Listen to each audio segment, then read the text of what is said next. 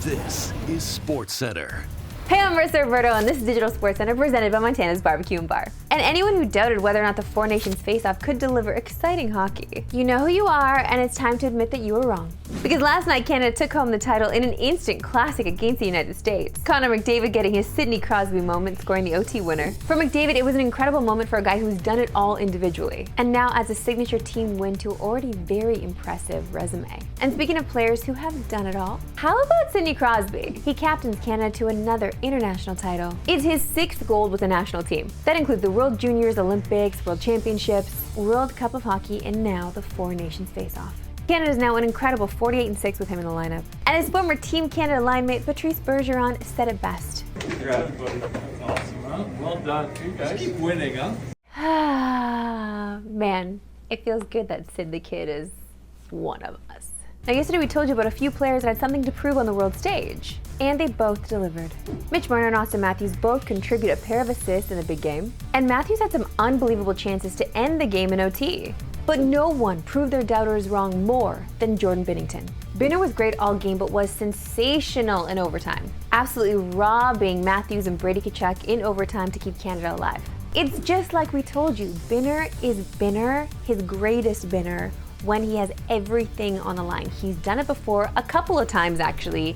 We knew he was gonna do it again, we believed. Winner Binner, chicken dinner. Now, lots of trash talking was done during this hockey tournament. Yesterday we told you about the great group chat debate between Brandon Hagel and Matthew Tkachuk. Basically, Matthew was insinuating that they had a great group chat going. Canada was like, okay, well, that's cool, good for you, bro. Like, go off, I guess. And the group chat that he was bragging about doesn't seem like a group chat I wanna be in. Most Canadians would want to be in, okay? Well, Hagel got the last lap hoisting the Four Nations Cup on American soil. But this is a cherry on top. Today, he posted to his Instagram story a picture of the Team Canada group chat, or should I say Champions group chat. Meanwhile, Brad Marchand had this to say about the Tkachuks post-game. Sometimes when you shoot your mouth off in the media, it bites you.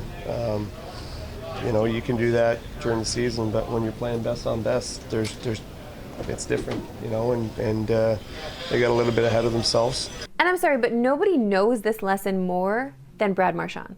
So heed his advice, eh? Finally, and obviously, there was a heated political element to this game. While Prime Minister Justin Trudeau dropped the mic after the win, posting on X, "You can't take our country and you can't take our game." Oh, Captain, my Captain. Here we go.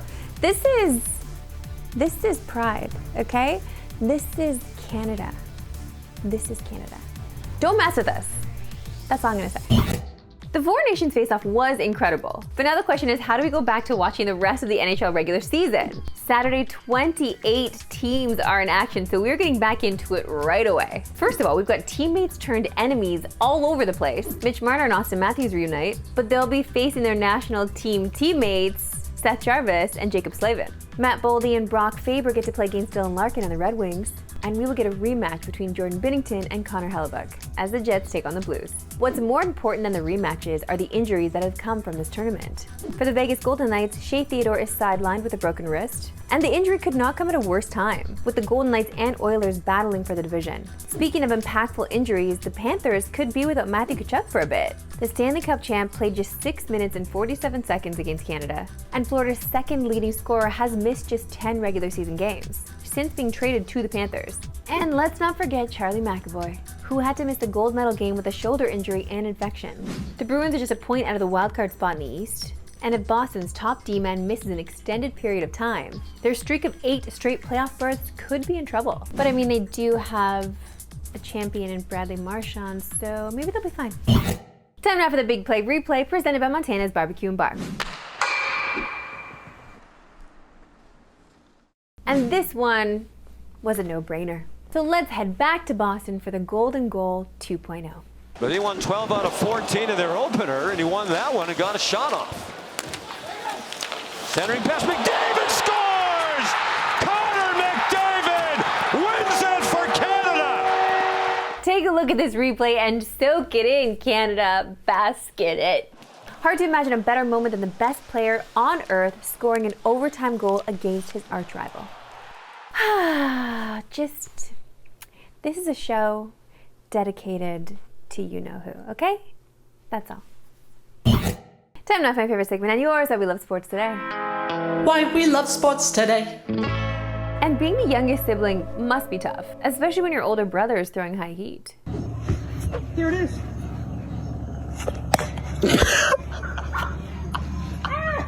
I mean, throwing the bat back in the same direction seems like an overreaction, but those are bros, I guess, eh? And it's a rite of passage to beat your parents in sports. But parents, don't take it easy on your kids. Oh, nice! But not nice enough. This is what I'm saying. You have to teach them lessons young. Don't ever let them think they've got one over on you until they do. That's it for today. We'll see you right back here on Monday. Have an amazing weekend, especially to the Canadians.